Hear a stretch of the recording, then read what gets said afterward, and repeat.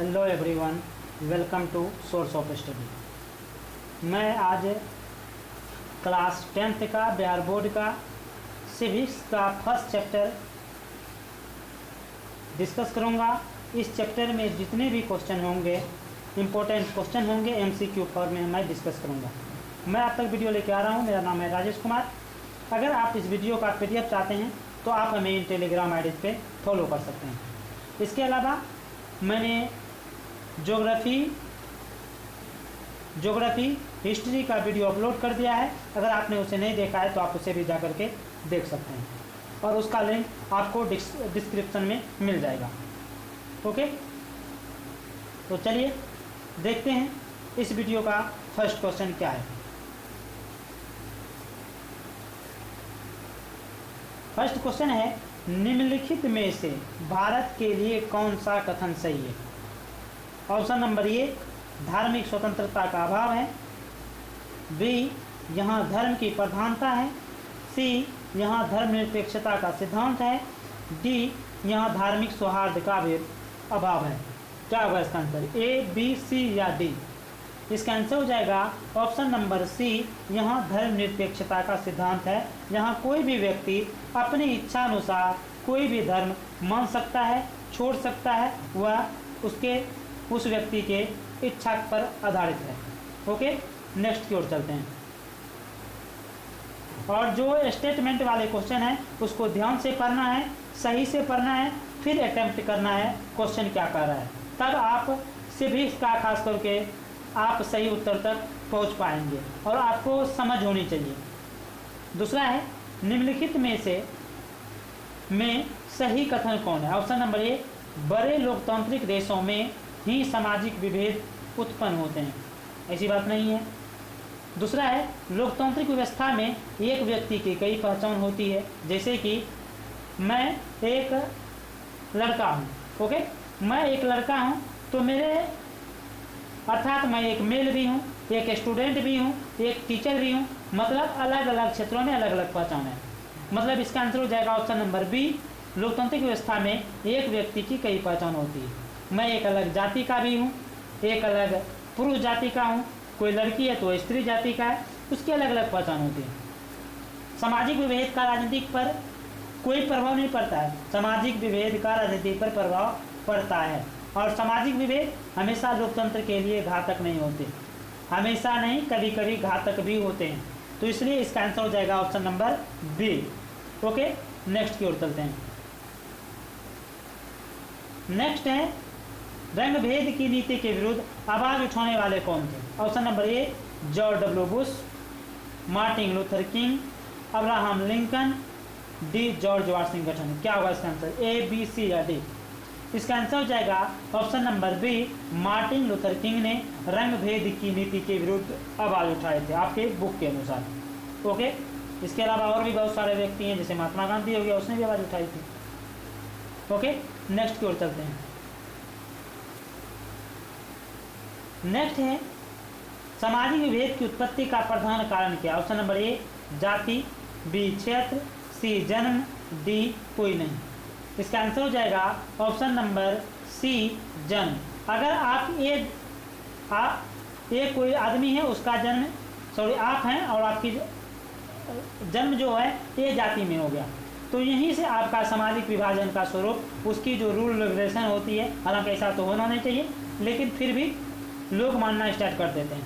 तो यहीं से मतलब मुख्य कारण है कि आप किस जाति में जन्म लिए, उसी से सामाजिक विभाजन की उत्पत्ति होना प्रारंभ हो जाता है। ओके, नेक्स्ट की ओर चलते हैं। नेक्स्ट है, निम्नलिखित में से किस देश को धार्मिक और जातीय आधार पर विखंडन का सामना करना पड़ा? Option number A, Belgium, B, Bharat, C, Yugoslavia, D, Netherlands. क्या होगा इसका आंसर? ए, बी, सी या डी? इसका आंसर हो जाएगा ऑप्शन नंबर सी, यूगोस्लाविया। और यूगोस्लाविया में धार्मिक जातीय आधार पर विखंडन का सामना करना पड़ा। बेल्जियम में भी यह कंडीशन हुआ था, लेकिन वहाँ विखंडन नहीं हो पाया था। ओके, श्रीलंका में भी देखने को मिला था, सिंहली और तमिल वाले में, वहाँ भी विखंडन नहीं हो पाया, लेकिन यूगोस्लाविया में विखंडन का सामना देखने को मिला। ओके, नेक्स्ट की ओर चलते हैं। देखिए ये क्वेश्चन बड़े ध्यान से पढ़ना है। ओके, यह क्वेश्चन है सामाजिक विभाजन को संभालने में इनमें कौन कथन लोकतांत्रिक व्यवस्था पर लागू नहीं होता। ऑप्शन नंबर ए, लोकतंत्र में राजनीतिक प्रतिद्वंद्विता के कारण सामाजिक विभाजन की छाया राजनीति पर भी पड़ती है, और यहाँ पूछा है लागू नहीं होता। ठीक है, तो यह क्या होगा, यह हो सकता है, यह लागू होता है। ठीक है, बी ऑप्शन है, लोकतंत्र में समुदाय के लिए शांतिपूर्ण ढंग से अपनी शिकायतों को प्रकट करना संभव है, यह भी सही है। लोकतंत्र सामाजिक विभेद में सामंजस्य स्थापित करने का सबसे अच्छा तरीका है, अच्छा शासन है, यह भी बिल्कुल करेक्ट है। नहीं पूछा है तो लोकतंत्र सामाजिक विभाजन के आधार पर समाज में विखंडन की ओर ले जाता है, यही गलत है, यह लागू नहीं होता है। ओके, इस तरह इसका आंसर हो जाएगा option number D. Okay, next की ओर चलते हैं। देखिए ये क्वेश्चन भी बहुत इंपॉर्टेंट है, बार बार पूछा गया है एग्जाम में। तो भारत में महिलाओं के लिए आरक्षण की व्यवस्था कहाँ है। ऑप्शन नंबर ए, लोकसभा में, बी विधानसभा में, सी पंचायती राज व्यवस्था में, डी मंत्रिमंडल में। क्या होगा इसका आंसर, ए, बी, सी या डी। इसका आंसर हो जाएगा ऑप्शन नंबर सी, पंचायती राज व्यवस्थाओं में भारत में महिलाओं के लिए आरक्षण की व्यवस्था है।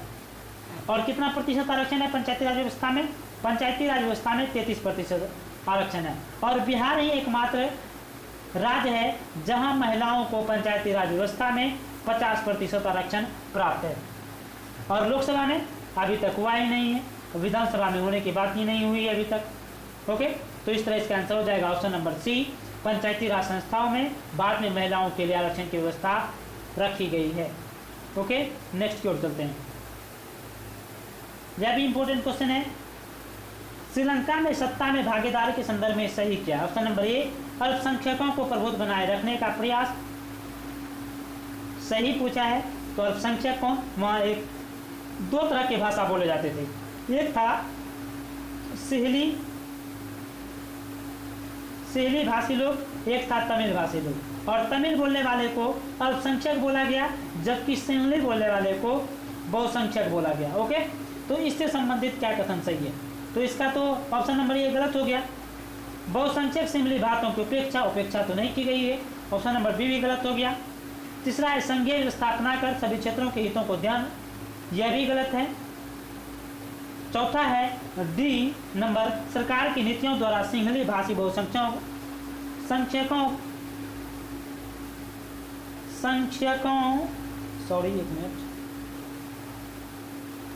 सरकार की नीतियों द्वारा सिंहली भाषी बहुसंख्यकों का प्रभुत्व, ठीक है ये गलत हो गया, प्रभुत्व होना चाहिए, प्रभुत्व बनाए रखने का प्रयास।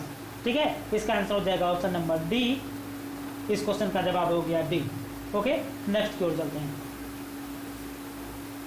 नेक्स्ट है, जब हम लैंगिक विभाजन की बात करते हैं, बात करते हैं तब हमारा अभिप्राय होता है। ऑप्शन नंबर ए, स्त्रियों और पुरुषों के बीच जैविक अंतर, समाज द्वारा स्त्रियों और पुरुषों को दी गई और समान भूमिकाएं, सी स्त्रियों और पुरुषों की जनसंख्या के अनुपात, डी लोकतांत्रिक व्यवस्था में महिलाओं को मताधिकार से वंचित करना। क्या होगा इसका आंसर, ए, बी, सी या डी। इसका आंसर हो जाएगा ऑप्शन नंबर बी, समाज द्वारा स्त्रियों और पुरुषों को दी गई वो समान भूमिकाएं। जब हम लैंगिक विभाजन की बात करते हैं तो हमारा अभिप्राय होता है। ओके, नेक्स्ट की ओर चलते हैं। नेक्स्ट है, इंग्लैंड में महिलाओं को वयस्क मताधिकार किस वर्ष प्राप्त, महिलाओं को पूछा है। ठीक है, ओवरऑल नहीं पूछा। 1918, बी 1919, सी 1995, डी 1928। क्या होगा इसका आंसर, ए, बी, सी या डी। इसका आंसर हो जाएगा ऑप्शन नंबर डी, 1928 में पहली बार जब दुनिया में महिलाओं को मताधिकार मिला किसी देश में, और 1928 में मताधिकार का पहली बार इंग्लैंड में प्रयोग हुआ था। ओके, नेक्स्ट की ओर चलते हैं। नेक्स्ट है, 15वीं लोकसभा में महिलाओं की कितनी भागीदारी थी। Option number A 10.68%, B 15%, C 33%, D 50%। क्या होगा इसका आंसर, ए, बी, सी या डी। इसका आंसर हो जाएगा ऑप्शन नंबर ए 10.68%। 15वीं लोकसभा का चुनाव कब हुआ, अभी 2019 में देखो हम बता रहे हैं, 2019 में 17वीं लोकसभा का चुनाव हुआ। 5 साल पीछे जाओगे, 2014 में 16वीं लोकसभा का चुनाव हुआ। और कुछ साल पीछे जाओगे 2009 में 15वीं लोकसभा का चुनाव हुआ। और कभी कभी यह पूछ लिया जाता है 15वीं लोकसभा का चुनाव कब हुआ, 2009 मारना होगा आपको आंसर। ठीक है, चलिए आगे बढ़ते हैं। अगला है अधिकारों और अवसरों के मामले में महिलाओं को विशेष प्रश्रय देने वाला व्यक्ति क्या कहलाता है। ऑप्शन नंबर ए सांप्रदायिक, बी नारीवादी, सी धर्मनिरपेक्ष, डी कोई नहीं। क्या होगा इसका आंसर, ए बी सी या डी। इसका आंसर हो जाएगा ऑप्शन नंबर बी नारीवादी। सांप्रदायिक का क्या मतलब हो गया, सांप्रदायिक का मतलब वो हो गया कि दूसरे की धर्म की तुलना में अपने धर्म को श्रेष्ठ मानना सांप्रदायिक। और धर्मनिरपेक्षता का भी तो हमने चर्चा किया था फर्स्ट क्वेश्चन में कि कोई भी व्यक्ति अपने इच्छा के अनुसार कोई भी धर्म मान सकता है, अपना सकता है या अपने इच्छा अनुसार छोड़ सकता है, धर्मनिरपेक्ष। और भारत में धर्मनिरपेक्षता शब्द 42वां संविधान संशोधन अधिनियम 1976 द्वारा जोड़ा गया था। ओके, नेक्स्ट की ओर चलते हैं। नेक्स्ट है सामाजिक विभेद का एक अच्छा परिणाम क्या हो सकता है। ऑप्शन नंबर ए नारी को सशक्त बनाना, यह भी एक अच्छा परिणाम हो सकता है। बी लोकतंत्र को सशक्त बनाना, यह भी अच्छा परिणाम हो सकता है। देश को सशक्त बनाना, यह भी अच्छा परिणाम हो सकता है। डी कोई नहीं। क्या होगा इसका आंसर, ए बी सी या डी। अगर इन तीनों में देखा जाए सबसे बेटर जो है वह है लोकतंत्र को सशक्त बनाना, इसका आंसर हो जाएगा। ओके, सामाजिक विभेद का जो सबसे अच्छा परिणाम है लोकतंत्र को सशक्त बनाना है। ओके, नेक्स्ट की ओर चलते हैं। नेक्स्ट है धर्म के समुदाय का मुख्य आधार बनाने वाला व्यक्ति क्या कहलाता है। ऑप्शन नंबर ए सांप्रदायिक, बी जातिवादी, सी आदर्शवादी, डी धर्मनिरपेक्ष।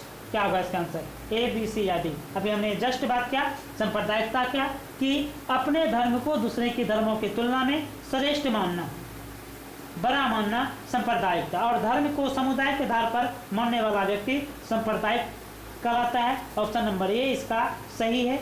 जातिवादी जाति के आधार पर मुख्य आधार मानने लगता है। और आदर्शवादी जो किसी भी चीज़ को लेकर। और धर्मनिरपेक्षता के बारे में हमने अभी चर्चा कर ही लिया। ओके, नेक्स्ट की ओर चलते हैं।